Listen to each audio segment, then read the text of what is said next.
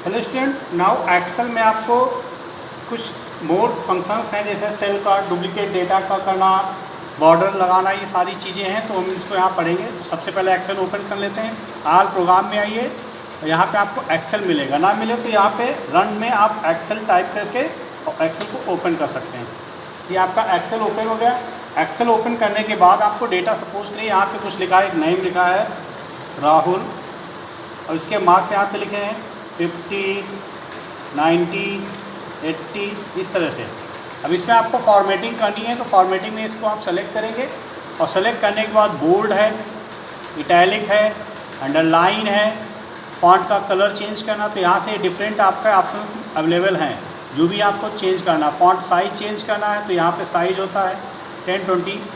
अगर font style change करनी है तो फॉन्ट स्टाइल आप ले सकते हो।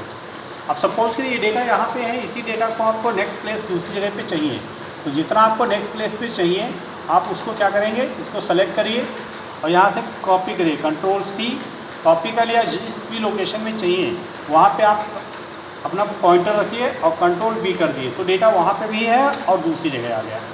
सपोज करिए ये यहाँ से हमें हटा करके इस जगह पे लाना है, तो हम क्या करेंगे, इसको सेलेक्ट करेंगे और Ctrl+X मतलब कट करेंगे। और कट करने के बाद जिस भी लोकेशन में आपको चाहिए, सपोज के इसके जस्ट नीचे चाहिए और Ctrl+V कर देंगे, तो ये डेटा उठ के देखिए कट करके हम लाते हैं तो वहाँ भी रहता है, दूसरी लोकेशन में आ जाता है, और कॉपी करके लाते हैं तो नई लोकेशन में आ जाता है।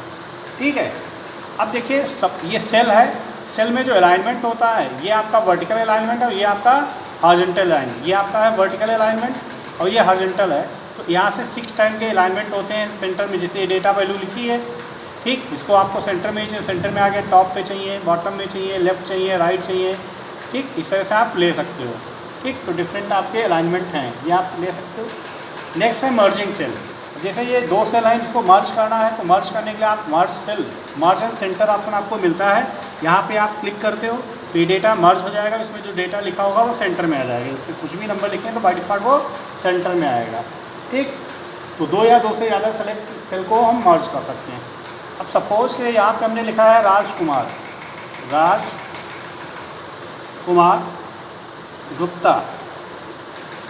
ठीक, ये आपको नेक्स्ट कॉलम में जा रहा है, हम चाहते हैं नेक्स्ट रो में आ जाए ऑटोमेटिक। तो यहाँ पे रैप टेक्स्ट ऑप्शन होता है। ठीक, होम टैब में ही आपका रैप टेक्स्ट मिलेगा। रैप टेक्स्ट करेंगे तो ये नई नई लाइन में इस तरह से आप उसको ला सकते हैं। तो रैप सेल्स हो गया। फिर होता है सेल ओरिएंटेशन। जैसे सेल में ये वैल्यू लिखी है, इसका ओरिएंटेशन आपको बताना है। तो ओरिएंटेशन में आपका यहीं पे देखिए ये AB होम टैब के अंदर ही ओरिएंटेशन होता है। क्लॉक वाइज है, एंगल वाइज है, वर्टिकल है, हॉरिजॉन्टल है, आपको जिस भी तरीके से चाहिए आप ओरिएंटेशन चूज़ कर सकते हो। ठीक है, यहाँ से इस तरह से भी ओरिएंटेशन ले सकते हो। ओके कर दोगे तो आपका डेटा उस तरह से आ जाएगा। नेक्स्ट है डिलीटिंग रो या कॉलम। सपोज करिए एक रो बीच की ये है, आपको डिलीट करनी है। ठीक, जैसे बहुत सारा डेटा लिखा हुआ है और आपको ये रो डिलीट करनी है, तो जितनी रो आपको डिलीट करनी है आप सेलेक्ट कर लीजिए और यहीं पे डिलीट ऑप्शन मिलता है। और डिलीट में ही आप सेल या रो या कॉलम या सीट डिलीट रो करनी है तो रो डिलीट कर दिए। सपोज करिए आपको 2 कॉलम डिलीट करने हैं, इनको सेलेक्ट करिए, यहाँ पे आपको डिलीट कॉलम मिलेगा तो डिलीट कॉलम भी कर सकते हैं। तो डिफरेंट ऑप्शन है, आप इसको ट्राई करिएगा। उसके बाद आपका होता है कंटेंट। किसी सेल के कंटेंट को डिलीट करना, सेलेक्ट करिए, डिलीट बटन प्रेस करिए तो वो कंटेंट डिलीट हो जाएंगे। अब देखिए एक ऑटोफिल होता है। जैसे आपने यहाँ पे एक नंबर लिखा 1 और उसके बाद लिखा 2, तो 1 का गैप है, यहाँ पे आपको ये नंबर जनरेट करने ऑटोमेटिक, तो इसको आप ड्रैग कर दीजिए और इस तरह से 1 2 3 4 आ जाएगा। अगर आपको 10 का गैप करना, हमने लिखा 10, फिर लिखा 20। अब हम जब दोनों को सेलेक्ट करके ड्रैग करेंगे तो 20 का सेकेंड्स का गैप लिया था 10 का, तो 10 का गैप करके आ जाएगा। इसी तरह हमने यहाँ लिखा संडे, मंडे, इस तरह से संडे मंडे आपको अगर ड्रैग करना है तो आप भी आप ट्रैक कर सकते हो। ये ऑटोफिल आपका फीचर होता है, संडे मंडे ट्यूसडे वेडनेसडे इस तरह से आता जाएगा।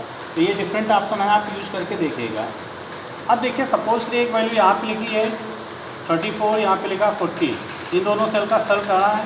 तो यहाँ पे इक्वल, कोई भी फार्मूला लगाने से पहले इक्वल साइन लगाएंगे और इक्वल पे साइन क्लिक करने के बाद यहाँ पे ये सेलेक्ट किया और प्लस का साइन लगाया और दूसरी वैल्यू सेलेक्ट कर ली, तो इसके बाद आपका सम आ जाएगा।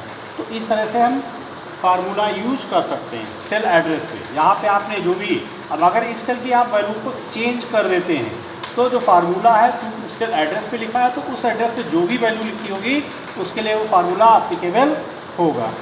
ठीक है, यहीं पे एक आपका ऑटो सम ऑप्शन होता है। ठीक, यहाँ जैसे ये तीनों सेल्स का आपको सम निकालना, तो ये ऑटो सम होम टैब में ही ऑटो सम मिलता है, इस पर क्लिक कर दीजिए, ऑटोमेटिक ऑटो सम नाम का फंक्शन आ जाएगा और 80, 40, 120 का सम निकाल करके ऑटोमेटिक कैलकुलेट करके देंगे। तो ये सारे ऑप्शंस हैं, आप यूज करिएगा, जो भी ऑप्शन ना हो तो आगे हमसे डिस्कस कर लीजिएगा। Thank you.